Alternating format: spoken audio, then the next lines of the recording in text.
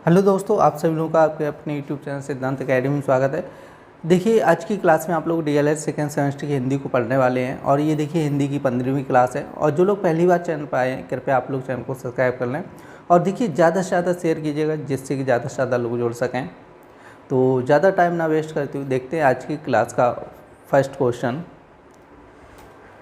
देखिए, आज की क्लास का पहला क्वेश्चन क्या कह रहा है कि जिस शब्द का प्रयोग संज्ञा के स्थान पर होता है उसे क्या कहते हैं।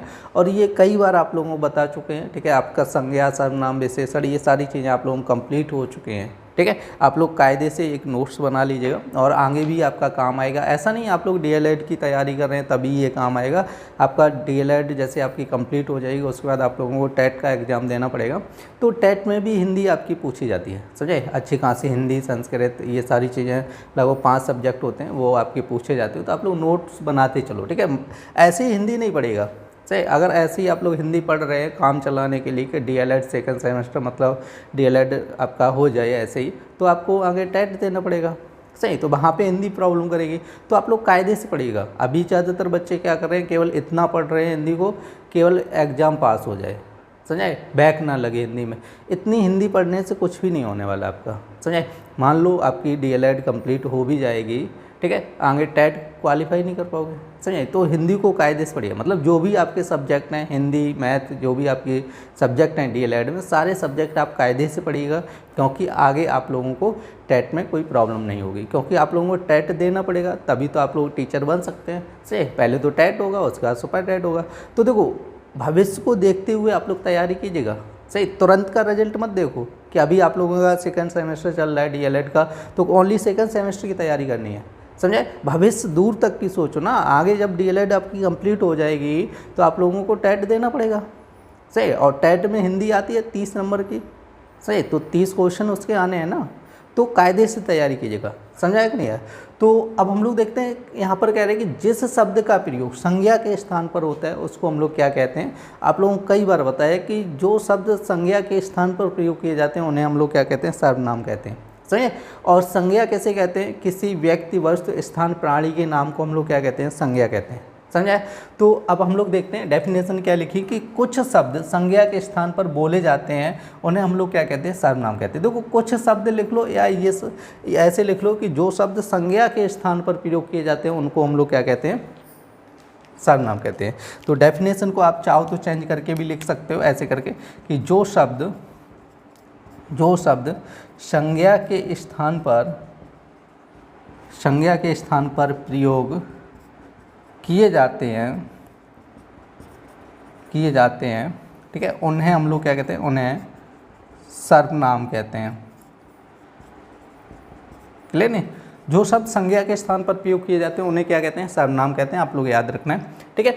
अब जैसे संज्ञा के स्थान पर क्या होता है, अब हम लोग कायदे से समझ लेते हैं एक सेंटेंस के माध्यम से। जैसे हम लोग बोलते हैं, जैसे आप लोगों को एक सेंटेंस बोला जाए, जैसे बोला है भारत के प्रथम प्रधानमंत्री, ठीक है, पंडित जवाहरलाल नेहरू थे, ठीक है, पंडित जवाहरलाल नेहरू थे। अब यहाँ पर देखो, अब इन्हीं से रिलेटेड एक सेंटेंस और हमें जोड़ना है इसमें। जैसे हमने बोला कि भारत के प्रथम प्रधानमंत्री कौन थे, पंडित जवाहरलाल नेहरू थे। और यहाँ पे जब आगे सेंटेंस जोड़ना है तो हम लोग जोड़ेंगे कि वे बहुत साहसी व्यक्ति थे। क्या थे, वे बहुत साहसी व्यक्ति थे। क्लियर नहीं। अब देखो, यहाँ से हमने 2 सेंटेंस लिखे हैं, ठीक है। तो हमने पहला क्या लिखा है कि पंडित जवाहरलाल नेहरू, ठीक है, या ऐसे लिखा भारत के प्रथम प्रधानमंत्री पंडित जवाहरलाल नेहरू थे और वे बहुत ही साहसी। अब देखो, यहाँ पे हमने क्या जोड़ा, वे शब्द जोड़ा। अब वे शब्द किसके लिए जोड़ा, ये तो आप लोगों को क्लियर पता होगा कि यहाँ पे पंडित जवाहरलाल नेहरू के लिए हमने क्या जोड़ा, वे शब्द जोड़ा, ठीक है। आप लोग ध्यान रखते हैं। तो पंडित जवाहरलाल नेहरू क्या हो गया, किसी भी व्यक्ति का नाम क्या होता है, संज्ञा होता है। अब यहाँ पर देखो, नाम का प्रयोग नहीं किया हमने कौन सा शब्द जोड़ा, वे। तो वे शब्द क्या हो गया, आपका सर्वनाम हो गया। क्लियर हुआ कि नहीं हुआ। सर्वनाम का मतलब क्या होता है कि संज्ञा के स्थान पर प्रयोग किए जाने वाले शब्द को हम लोग क्या कहते हैं, सर्वनाम कहते हैं। जैसे एक आपका स्टेंजा या पैसेज जब लिखते हैं और किसी व्यक्ति का बार बार नाम आता है या राइटर का बार बार नाम आता है तो बार बार नाम नहीं लिखा जाता है।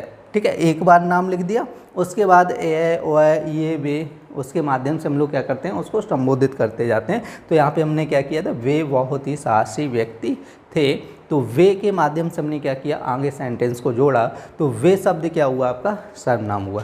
क्लियर हुआ होगा। अब हम लोग उदाहरण देखते हैं, तो उदाहरण में क्या क्या लिखा है, जैसे हम, जैसे आप, मैं, तुम, वह, वे, उन्होंने, उसने, इसने, ठीक है, और किसने, किसी को, इत्यादि शब्द लगे होते हैं। क्लियर नहीं।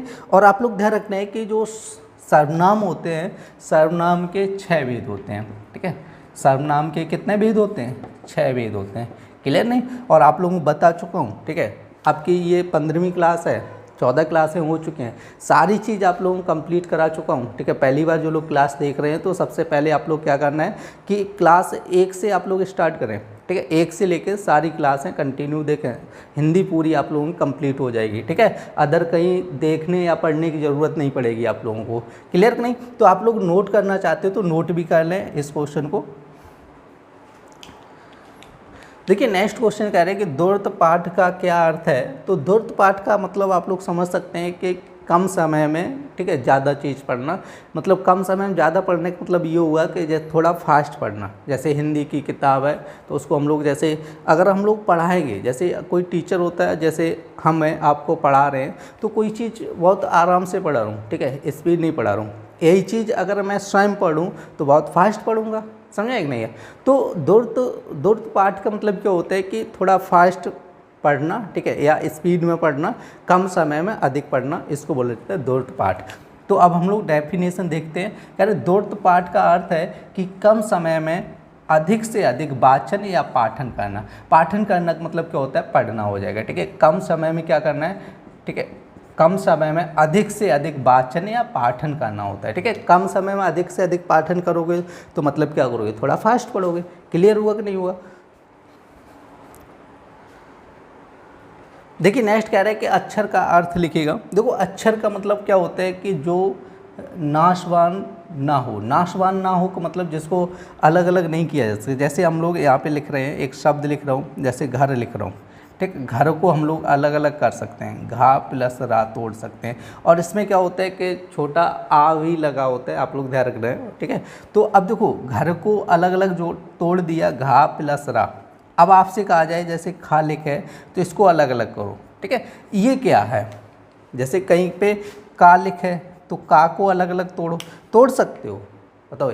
नहीं तोड़ा जा सकता है। अगर कोई जैसे शब्द लिखा होगा, जैसे यहाँ पे जैसे कलम लिखा है तो इसको तो अलग अलग किया जा सकता है, का प्लस ला प्लस म, टूट गया ना, क्योंकि ये क्या है, शब्द है। आप लोग ध्यान रखने कि शब्द किससे मिलके बनता है, ठीक है, अक्षर से मिलके बनता है। ठीक है, 1 2 3 अक्षर जब मिले तो क्या बना, शब्द बना। और आप लोग ध्यान रखना है, और किसी भी अक्षर को अगर आप तोड़ना चाहो तो उसको नहीं तोड़ा जा सकता है। ठीक है, जैसे का को अलग करना चाहो तो अब का तो सिंगल अक्षर है, तो उसको कैसे अलग किया जा सकता है। ठीक है, वही लिखा है कि जो नाशवान ना हो। नाशवान ना हो मतलब उसको तोड़ा ना जा सके, अलग ना किया जा सके, तो उसे क्या कहते हैं, अक्षर कहते हैं। उसे क्या कहते हैं, अक्षर। अब देखो यहाँ पे अक्षर का अर्थ बताया गया। क्षर का मतलब क्या होता है, नाश, नाश होना। क्षर का मतलब क्या होता है, नाश होना। आ का मतलब हिंदी में, आ देखो आप लोग हिंदी में हमेशा याद रखो, आ का मतलब क्या होता है, नहीं होता है। ठीक है, हिंदी में आ का मतलब क्या होता है, नहीं लगा होता है। अक्षर का मतलब हो गया है कि जिसका नाश ना हो तो उसको क्या बोला जाता है, अक्षर बोला जाता है। ठीक है, नाश का मतलब उसको तोड़ा ना जा सके। ठीक है, तो नेक्स्ट डेफिनेशन कह रहे हैं कि किसी भी अक्षर का नाश नहीं होता है, और अक्षर से मिलकर क्या बनता है, शब्द का रूप लेते हैं। ठीक है, अक्षर मिलकर क्या करते हैं, शब्द का रूप लेते हैं। क्लियर नहीं। जब अक्षर मिलेंगे तो क्या बनेगा, आपका शब्द बनेगा, और अक्षर का क्या नहीं होता है, आपका नाश नहीं होता है। नेक्स्ट कह रहे हैं कि आदर्श वाचन किसे कहते हैं। तो यहाँ पर आपकी डेफिनेशन दी गई। कह रहे हैं शिक्षक द्वारा उचित स्वर, लय, गति, विराम चिन्हों का प्रयोग करते हुए जो वाचन किया जाता है उसे आदर्श वाचन कहते हैं। आप लोगों ने देखा होगा कि जैसे क्लास में, जैसे 9th और 10th में जैसे आप लोगों ने क्लास अटेंड की होगी, तो जो हिंदी में जो आपकी जैसे कविता होती हैं तो टीचर आते हैं, उनको बड़ा स्वर लय में, ठीक है, सुनाते हैं कविता को। तो वही कह रहे हैं। ठीक है, शिक्षक द्वारा उचित स्वर, ठीक है, सुर, लय, गति और ब्राह्म चिन्ह। ब्राह्म चिन्हों का थोड़ा विशेष ध्यान रखना होता है, क्योंकि ब्राह्म चिन्ह जब हम लोग जैसे पाठन करते हैं, ठीक है, कोई चीज़ पढ़ते हैं, तो ब्राह्म चिन्ह का मतलब होता है वहाँ पे थोड़ी देर रुकना होता है, ठीक है, कॉमा लगा है तो थोड़ी देर रुकना, फुल स्टॉप लगाना तो रुकना है, ठीक है, तो आप लोग ध्यान रख लें। तो ब्राह्म चिन्ह का प्रयोग करते हुए जो वाचन किया जाता है उसे आदर्श वाचन कहते हैं, ठीक है। जैसे सुर है, जैसे लय है, उसी हिसाब से जो ब्राह्म चिन्ह लगे हैं उसी हिसाब से हमको रुक के अगर वाचन कर रहे हो तो उसको क्या बोला जाता है, आदर्श वाचन बोला जाता है। देखिए नेक्स्ट क्वेश्चन कह रहे हैं कि वर्णन शब्द के दो पर्यायवाची शब्द लिखिए। वर्णन, वर्णन मतलब क्या होता है आपका, देखो कथन, एक तो कथन हो जाएगा, आख्यान हो जाएगा, ठीक है। वर्णन करना कहते हैं ना, वर्णन करना, किसी भी जैसे कोई टॉपिक है उस पर क्या करना, वर्णन करना। तो वर्णन करने का मतलब क्या है, कथन करना या आपका आख्यान हो जाएगा।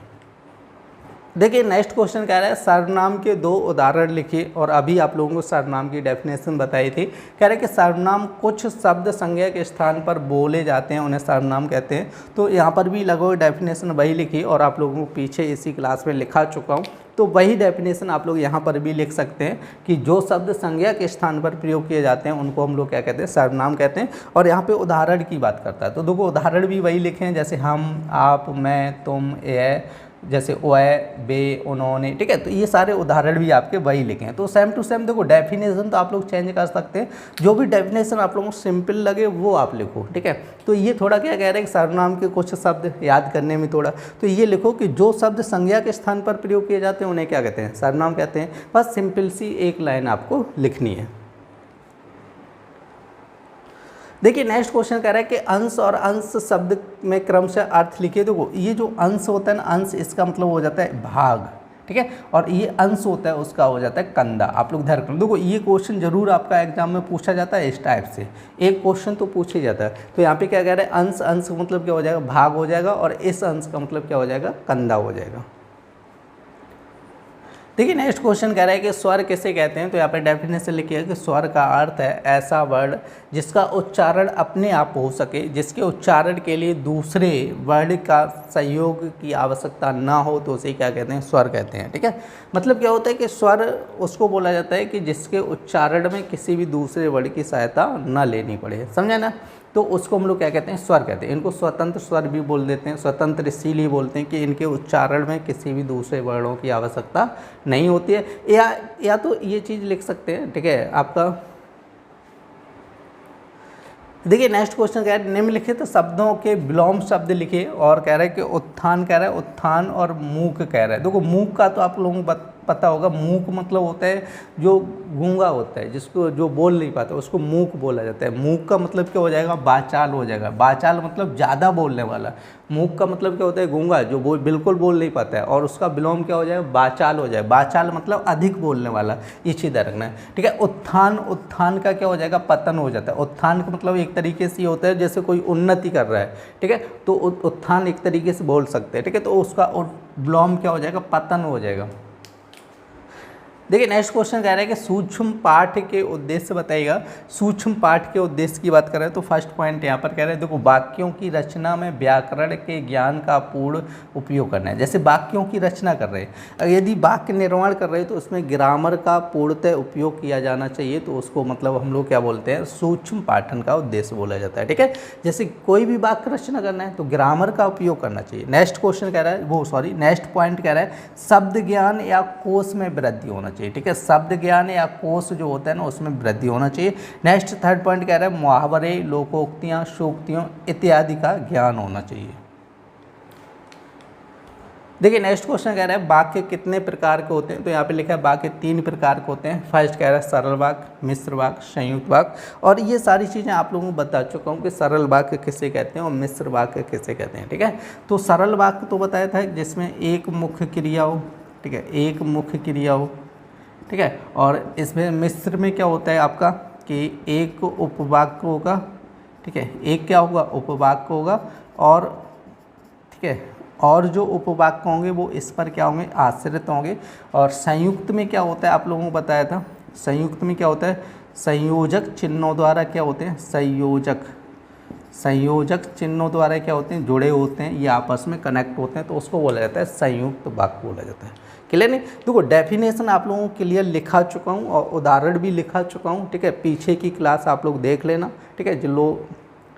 जो लोग पहली बार चैनल पर आए हैं तो वो पीछे की क्लास सारी आप लोग देख लीजिएगा, तो पूरा आपका क्लियर हो जाएगा, ठीक है। तो इसलिए यहाँ पर हम लोग डेफिनेशन नहीं लिखा रहे हैं, केवल ऐसे ही शॉर्ट में समझ लेना। इसमें सरल वाक्य में क्या होता है, एक मुख्य क्रिया होती है।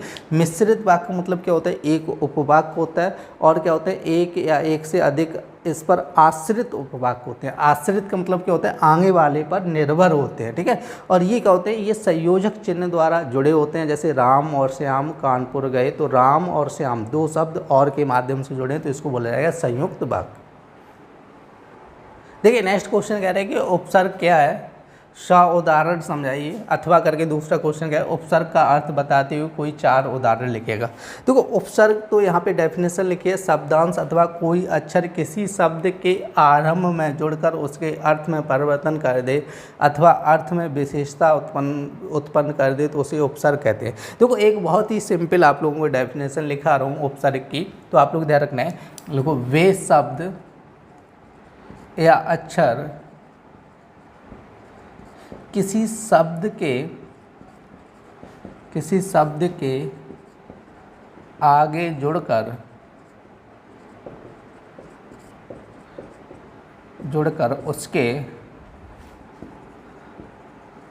उसके